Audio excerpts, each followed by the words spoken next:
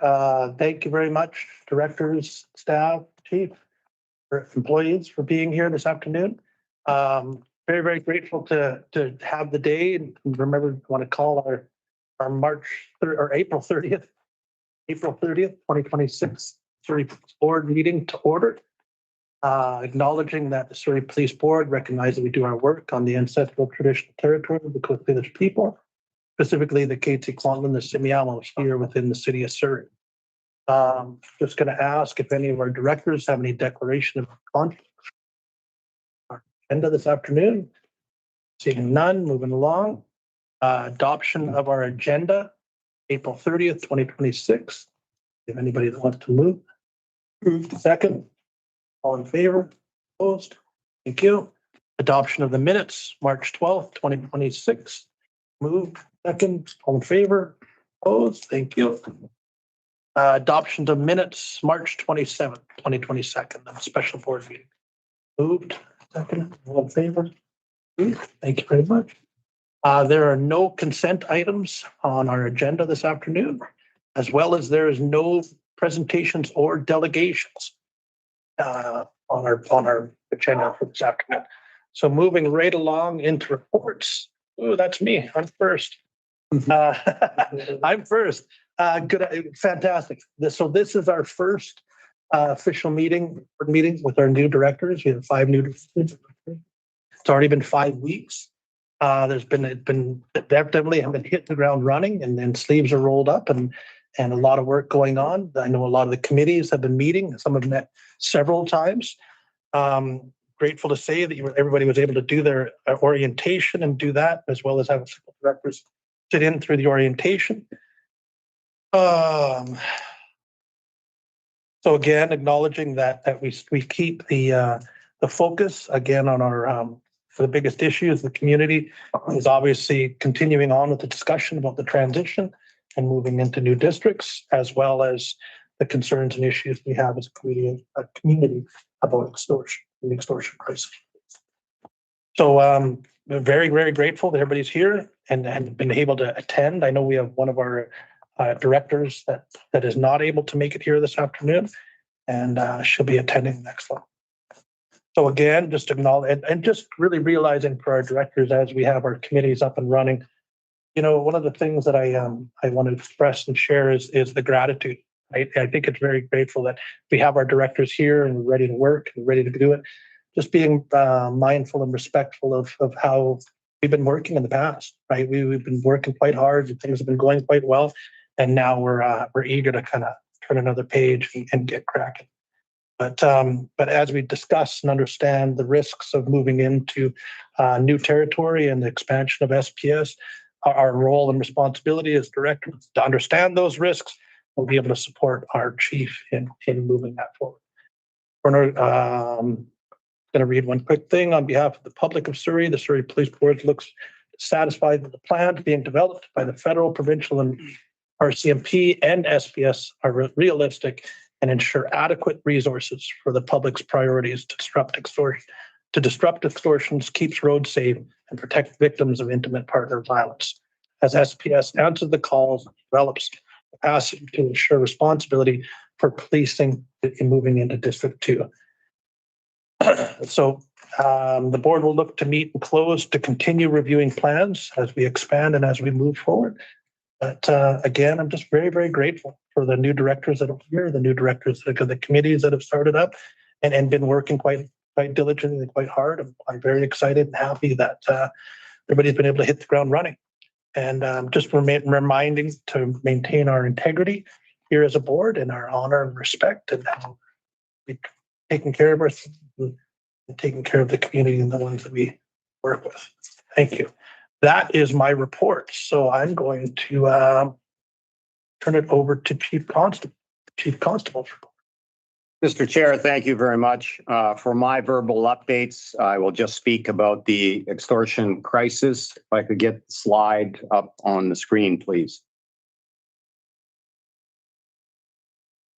Mr. Chair, I'm very happy to report that we now have a trend where the extortion threats and the extortion shots fired are trending in the right direction. take your attention to the left, the extortion threats. And as you can see, February through April, that's about a 65% on average reduction in threats. And then looking at the right side, these are the actual shootings, specifically into residences or into businesses.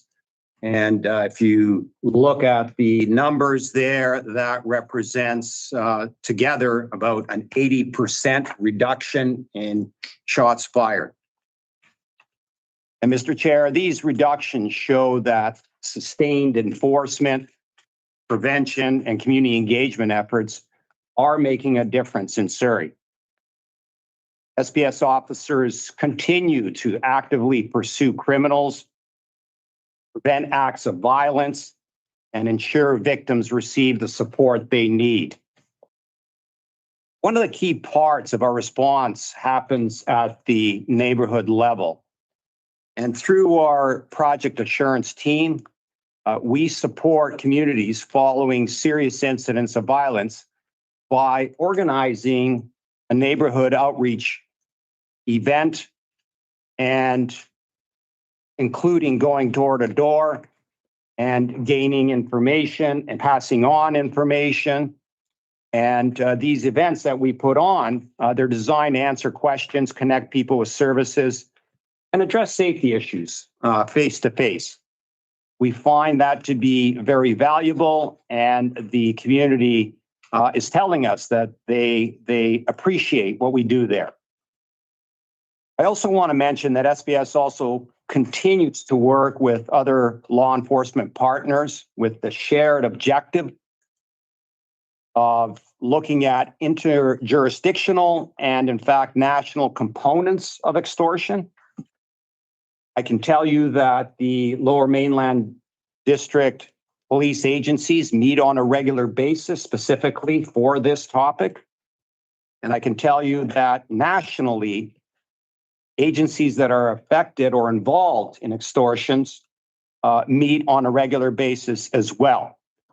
And we do so to share trends, strategies, intelligence, and I think it is making a difference. But as you can see, we are trending very positive.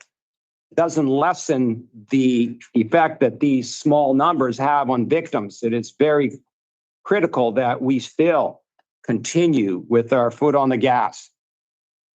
I also want to mention a very important partner, and that's the Canadian Border Service Agency, CBSA.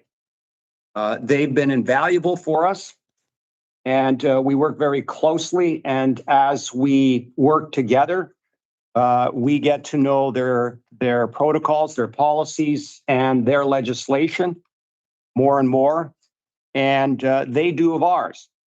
And so that is a sustainable, positive direction all across Canada, but specifically here in Surrey, that has produced these positive outcomes. I'll stop there, and if there's any questions, feel free. Yep, thanks. And thank you for the presentation, Chief. I was just wondering, in the numbers under extortions, for example, we look at those 19. Are all those 19 new individuals or businesses that have been extorted, or some of those numbers individuals or businesses that were part of the 44 that are getting a second threat? Like, yes, thank you. Very good question. I don't have the exact data in front of me, but there is a couple of those that have been victimized more than once. thank you. I just have a question. So these are the statistics Surrey-wide. Are we seeing extortions going down region-wide in the other municipalities that we're affected? The statistics are going down regionally and in the proper direction. And I don't have the data from across Canada. Most affected is Calgary, Edmonton, Winnipeg, and Brampton, Hill Regional. But regionally, everybody seems to be. It's It's going in the right direction. I don't have the exact where That's fine. ours have dropped substantially, as you can see. Yeah. And I don't have the numbers regionally. Mr. Chair, just further to chief comments in response to Caruana's question. The 109, and I think that number is a little bit dated. It's probably about 111 extortions for 2026. 49 victim groups have been identified, so essentially families. And 27 of those are repeat victims from either 2025 or 2026. I don't have the data with respect to how many of the shots fired victims are repeat victims, but it's a much smaller number. There's probably, Inspector Cosa may know that, but it's probably 1 or 2 from this year that have been repeat victims. Correct. It's a small number. And playing off that, with respect to the 19, for example, that are reported in April, they all occur in April, or is there a lag where people have hesitated in reporting and so they may have occurred in previous? Very little as far as a lag is concerned. If there is, we've had files where people received threats 1 day, 5 days before, and then through family and discussion, they come forward and call the police. But as far as months are concerned, no, or if we had, very rarely. Thank you. If I could add, what you're describing, Director, was much more of a prevalent issue in the beginning of this crisis. But now I think it's fair to say that the people who are calling now are doing it immediately because they are responding to our constant messaging. Right. That it's important to call the police and to do so immediately and to preserve evidence. And they're doing that. That's not to say there may be people out there who are hesitant to call, but generally speaking, the calls that we're getting are happening real time or close to it. And also victims are talking among each other, so they know there is support available to them. So they're getting to it sooner. Only time there's a delay when victims are shutting off their phones for a few days. And when they open them, there are a few messages to respond. Otherwise, there's no delay. Thank you. Mr. Chair, I'll finish by saying this, that there's a lot of police officers that are working on investigations, and we, of course, have many. And there will be some news coming up in the near future. The investigations are proceeding well, but they are very complicated. And so it does take a lot of time. And there's got to be a consultation, of course, with the Crown Prosecutor's Office and other stakeholders. I just have one last question, if I may. Just given the transition that we're in as SPF, and I know we have officers tied up in the task force, is there ever any discussion at the task force level to talk about when that potentially doesn't exist anymore? Yeah, thank you, Mr. Chair. Very good question. If I may, we should defer that to the closed portion. Thank you. Thank you very much. Okay, thank you very much. And no more comments or questions from directors. We can move along. Moving along into committee reports. First off is Finance Committee, and I'm going to turn that over to Director Duncan. Thank you, Mr. Chair. We'll start with the payroll vehicle purchase. We had some questions and concerns about this particular item, but the information that we provided helped us to support it. In the end, we came to the conclusion that it's absolutely necessary. A compelling argument was made by staff, concerns about delivery time frame limitations.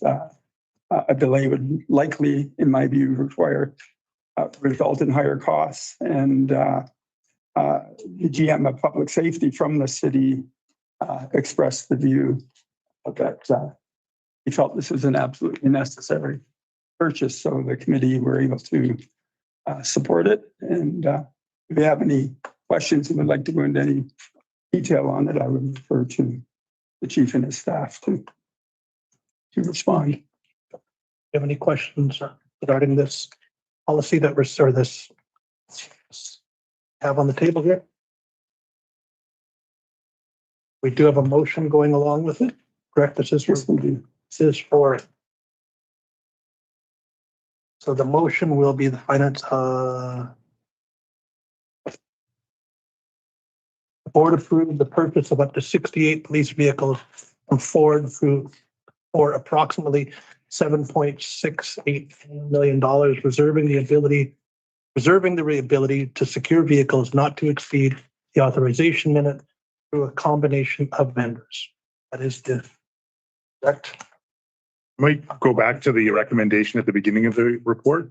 And there's three parts to Oh, the, yeah, there. to the motion, but the first would be to approve SPS to order up to 68 vehicles in 2026 from the vendor, with 30 vehicles to be ordered in the spring, 2026 order bank, and 38 vehicles during the fall 2026 order bank, unless other new vehicles of a different make or model are obtained in accordance with procurement policies.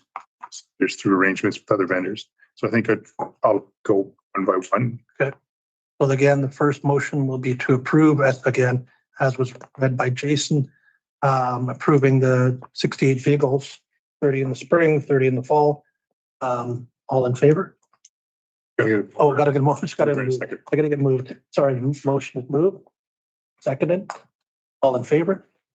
Opposed? Thank you very much. Moving along to the second one, establish an expenditure limit of $7,684,000 for the acquisition of vehicles, including acquisition, accessories, customization, shipping, taxes, and contingency. So again, can I have a seconder? All in favor? Thank you. Moving along, authorize the chief constable to execute the necessary documents and agreements with Mainland Ford for acquisition of vehicles up to the total contract value. Second. All in favor? Opposed? Thank you very much. Okay, we're moving along again. Oh, it's George again. Moving along. Our next item, if I can find it here, would be the payroll build contract. Again, I'll sum up the next few. The committee, I think, mostly due to our newness, being new in our role, needed clarification and wanted more information to back up the request. So we sent this item back to staff as well. And they came back to us and again, did a great job with giving us the information we needed to be able to support the item. The bottom line on this is that the city's PeopleSoft system is out of age. Two key groups from SPS have already moved to the new system, and it wouldn't make any sense with PeopleSoft on its way out. It might be a couple of years at the city before it's met its full demise, but it wouldn't make any sense to put the rest of the civilian staff at SPS onto the city's PeopleSoft system at this point. So the committee have recommended it. And I apologize, I don't have a copy of the motions. Oh, I got it. Okay, great. Okay, so we will move into motions. Yes, please. So the motion will be to approve extending the contractual relationship with Paytech Human Capital Management Consulting, Inc., the contractor, to complete the payroll build project in the amount of $635,800, the authorized limit. Yeah, we'll do them one by one. There is two parts to this. So if I can I get a seconder for that? All in favor? Opposed? Thank you. Second piece of that is delegate authority to the chief constable to execute resulting documents to affect the extension of the expenditure limit. So approving chief to execute the resulting documents to affect the extension up. Doesn't sound right, does it? Try that one more time. Yeah. Delegate authority to the chief constable to execute the resulting documents to affect the extension up to the expenditure limit. Second, all in favor? Thank you, approved. And we're moving along again. Again, it's George again. Item 4 would be the IT consulting contract renewals and extensions. And all I can do is repeat myself. We had concerns. We asked for a lot more information. They did a great job of giving us the information we require, and became very apparent that this is a necessary expense. I don't think the department would be able to function without continuing this work. Committee are recommending it to the board. Oh, I'm just gonna read this. How do we want to put this? Do we put that table in the motion, Mary? No. So it's just this 1 and 2. So extension of the contract for the following IT consulting, the additional terms subject to fund, that is the motion.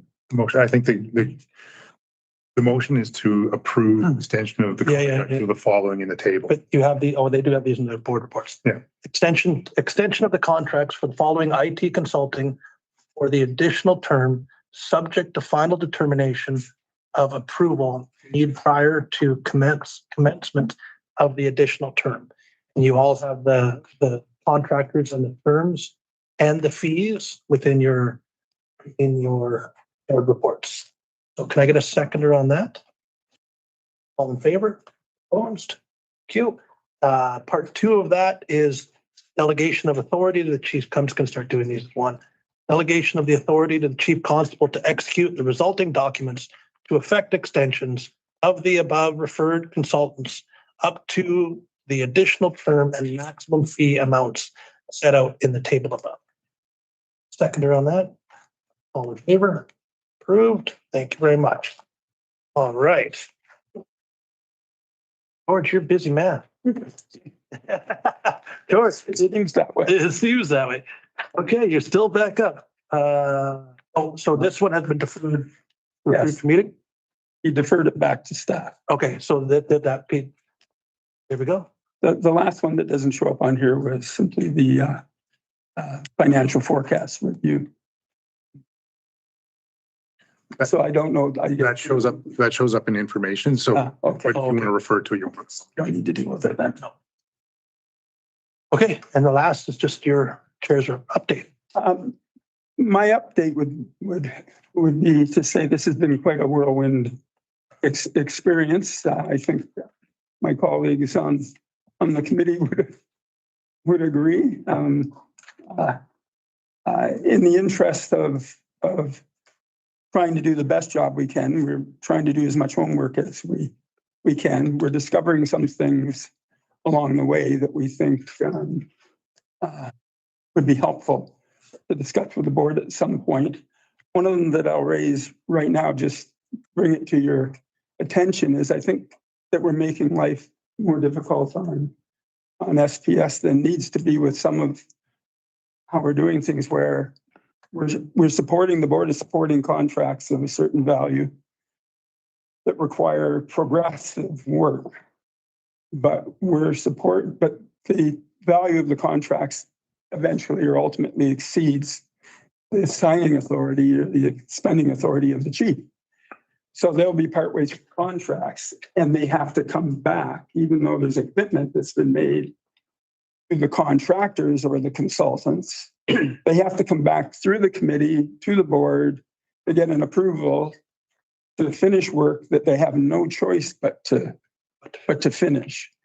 So I think we should be freeing the chief up to, or whoever the signing authority is, to, when we approve these things that are beyond the value of $5,000, if it's $742,000 to finish it, the authority to sign off on that should be given at that time for that whole value, because taking time to come back to a committee, what if the committee says no?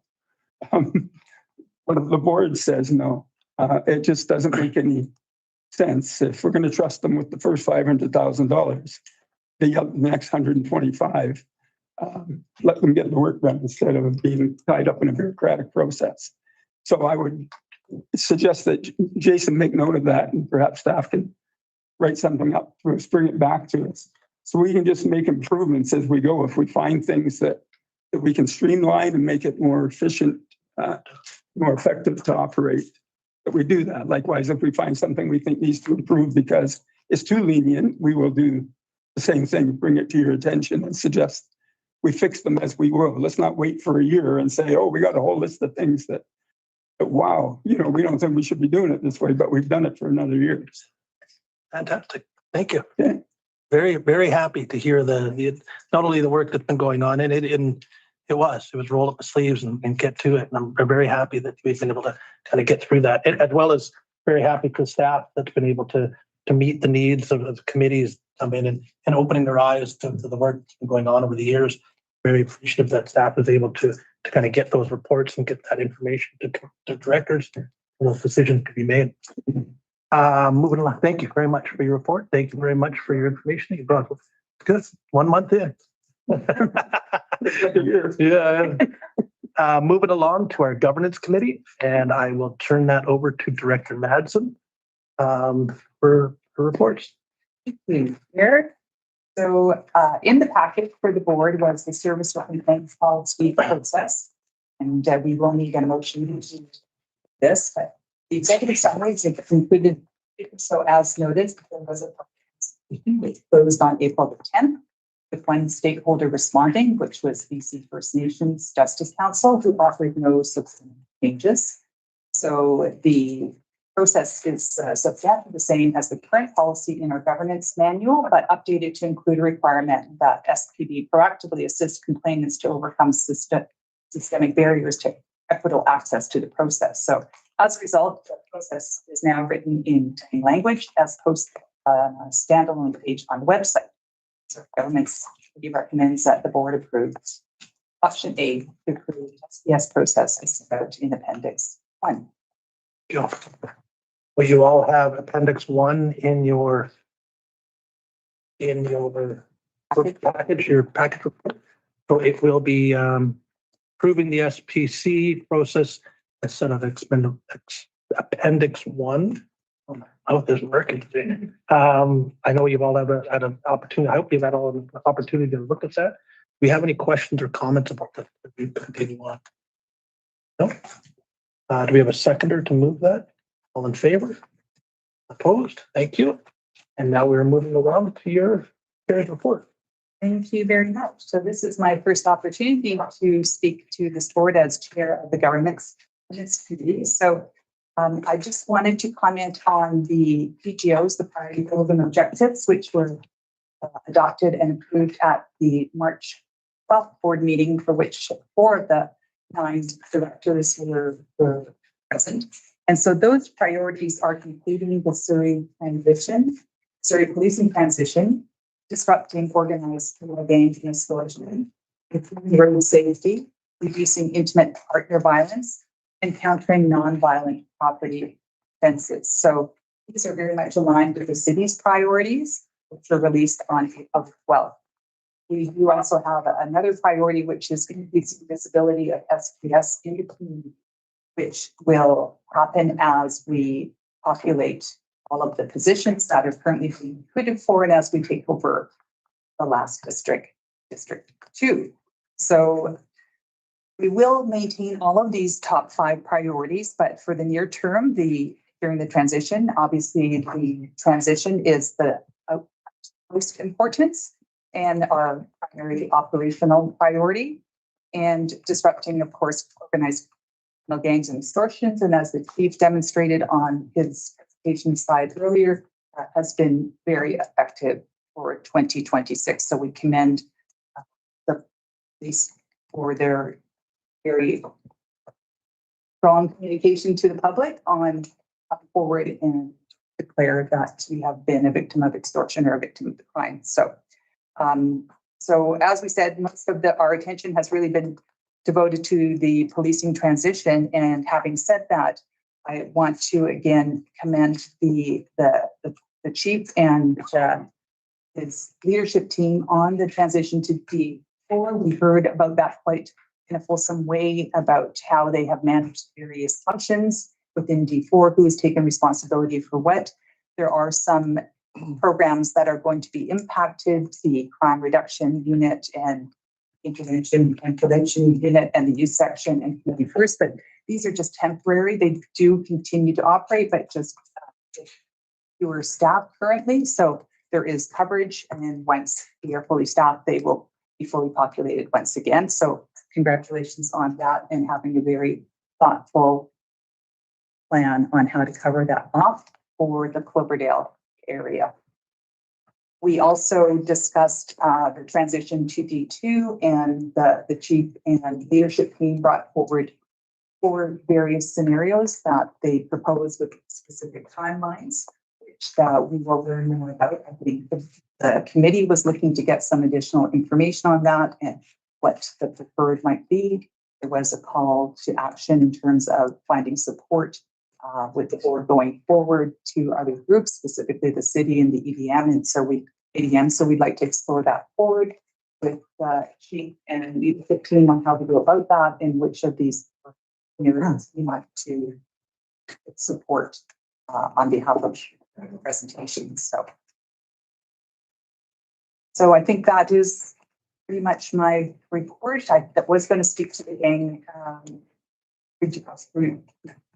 unit, but I think that's sort of been out in the news and well socialized and spoken about in various meetings. So I don't want to take up more time because we've got a very full agenda today. Thank you, Chair. Thank you very much. Thank you very much. And I do appreciate, really coming in and having the time to be able to get into committees, get to work. I just really appreciate the new directors for getting so busy. Oh, goodness. I do. I'm like, oh, hallelujah is more what I'm thinking. Moving right along, we're going to move into Human Resources and Compensation Committee. And that is Director Caruana. Thank you, Chair. At the last HRCC meeting, we discussed a number of things. One of the things we discussed was the need that we'll soon have to start the budget process for human resources and the kind of information to be included in budgeting. This is like the positions that the SPS envisages needing, rationale for them, and the budget amount that they'll be seeking. So we should be getting that started soon. I think finance has wanted us to get on this soon, and those are the kind of things that we envisage being laid out and discussing. We also discussed collective bargaining matters at the meeting involving CUPE and the SPU, as well as personal matters involving exempt employees, and the details of those matters are, as everyone knows, matters that fall under section 69(2)C of the Police Act that are to be dealt with in closed. So the details of that are matters that we'll discuss when we get into closed. So that's about it for what we dealt with at HRCC. Thank you very much for your report. Thank you all to your directors and committees for the good work, and then all the work that's been going on the past few weeks. And it's great to see a lot of this moving along and things are going well. Thank you for your reports. Thank you for your time and your effort. Moving along. No, I'm just going to speak to that. Go ahead. The next section, emerging risks, is a new item that's going to be a standing item. And I just wanted to give suggestion that there may not be anything to report, but it's to open the table up to anything that would want to be identified, and then it can be delegated to which committee you think should follow up on that particular risk. So that's just by way of an introduction of something that's brand new agenda, but should be kept in the front rather than letting you get behind you. Absolutely. I think as it opened, I think one of the obvious emerging risks, it's not even emerging, right here, that we have the expansion, next districts and what that, and all the ripple effect that comes from that expansion. So it is good to kind of keep that front of mind, and how do we ensure that's on our agendas on a regular basis. Moving along to service or policy complaints. There are no complaints. Chair, if I may. Sorry to interrupt. And I should have asked for this to be an amendment to the agenda. So with the indulgence of the board, there was a service or policy complaint received last night. It has a brief history in that it was initially referred from the city. And so I reached out to the complainant to be certain that if the complaint is received by the board, that the expectation is that the same action would be done by the board. So I just received confirmation last night. So that's why it's not in your package and it's not ready to be in the package. The documentation has been redacted for personal information. What I would propose, if it's the will of the board, is that the board pass a motion to receive the complaint. I've distributed it, but at this point, not take any actions as required under section 171, refer it to the governance committee, and then the governance committee can continue to process it and come back to the board with proposals for a recommended action. So we're continuing the process, but a bit of a deviation from what's contemplated in the policy, only because of the late delivery and also because of the delay in time from when the complainant first raised the issue to now. And I think it would be a shame if we lost the next 6 weeks for being able to come action. So letting the governance committee do the interim work. So are we looking to make a motion to defer this complaint to the governance committee? I would say it would be to delegate the governance committee to review the complaint and come back to the board with recommended actions under section 171, the Police Act. That's the parts where you make an action, you choose an action to do. Seconder? All in favor? Opposed? Thank you. Okay, we'll be moving that complaint over to review for the governance committee. We're moving right along. We're hustling. We have, for information in your packages, you have the year-to-date expenditures up to March 31st, 2026, for information in your package, as well as correspondence. Moving along to correspondence. Correspondence in your package is a letter from Minister Krieger, meeting request to review policing transition dated 31st, 2026. So that is correspondence in your package. There is no new business. There is no other business. There is no public Q&A. We have no public present. So with that, awesome. You guys did all the work here. I'm going to acknowledge that we're going to have our next meeting for the Surrey Police Board, June 17th, 2026. And with that, I will move to a motion to go into closed. Second, all in favor? Opposed?